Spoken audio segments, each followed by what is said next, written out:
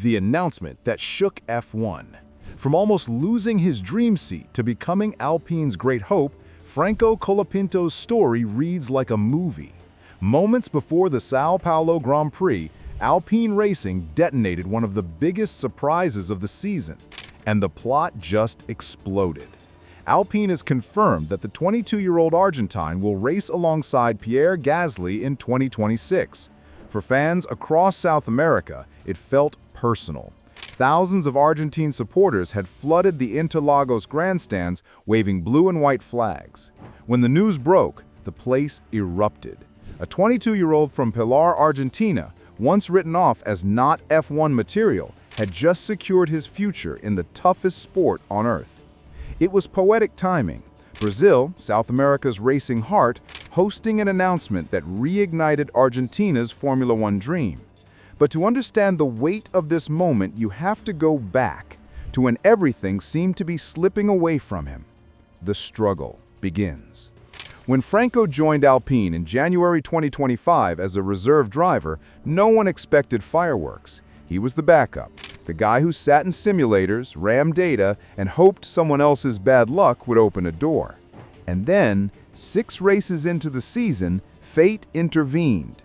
Alpine parted ways with Jack Doohan. In an instant, Colapinto went from watching trackside to sitting on the grid. It sounded like a fairy tale until reality hit. He was thrown into one of the slowest cars on the grid with almost no preparation. Imagine being told to outrace the world's best drivers while piloting a car that can barely fight for points. Every lap was a battle, every session a reminder of how ruthless Formula One can be. The pressure was suffocating. Every weekend, his onboard footage was dissected, his mistakes replayed in slow motion. And then came the public blow that nearly broke him. Flavio Briatore, Alpine's new executive advisor, famous for building champions and never sugarcoating his words, told the media, "I'm not happy with Colapinto's performance." That line cut deep. It echoed through the paddock and across social media. Suddenly, every headline screamed failure. Fans wrote him off. Pundits said Alpine had misjudged his potential. It was a brutal introduction to the politics of Formula One. And for a 22-year-old rookie, it could have been career-ending. But that's not how Franco works. The silent comeback. Instead of arguing or defending himself, Colapinto disappeared into the grind. No excuses, no interviews, just work. He lived inside Alpine's simulator. He studied telemetry. He talked endlessly with engineers about how to make the car behave. Race by race, his improvement became undeniable. He started closing the gap to Pierre Gasly, a Grand Prix winner, a proven racer with years of experience. The difference that once seemed impossible began shrinking until, on some weekends, they were separated by tenths. Alpine's internal reports spoke volumes. Franco demonstrated consistent improvement, strong feedback, and developing leadership with his crew. That last word, leadership, means everything in F1, because speed gets you noticed, but communication keeps you employed. The best drivers don't just push the car, they shape it. Franco was learning that art faster than anyone expected.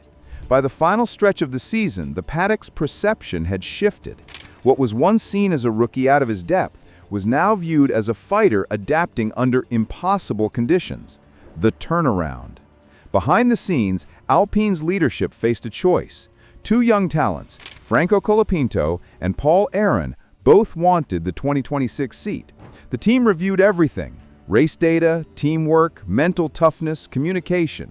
And slowly, one name kept rising to the top. Flavio Briatore, the same man who once said he wasn't happy, changed his tune completely. Franco has the right attributes and the potential to grow with this team. That's redemption in real time. In the same season he was criticized, he earned Briatore's respect, something very few manage. Alpine could have gone with the safer pick, but they didn't. They saw a driver who refused to break, who kept improving even when everything went wrong. So they made the call. Franco Colapinto would stay. He wasn't a placeholder anymore. He was part of Alpine's future. When the announcement went public, the reaction was electric.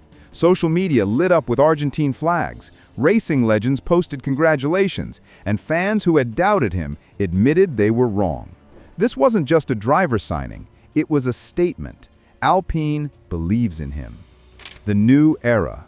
To really understand why this move matters, you need to look at what's coming in 2026. Formula One is about to hit the reset button. New power units, new aerodynamic rules, new fuel regulations. Everything changes.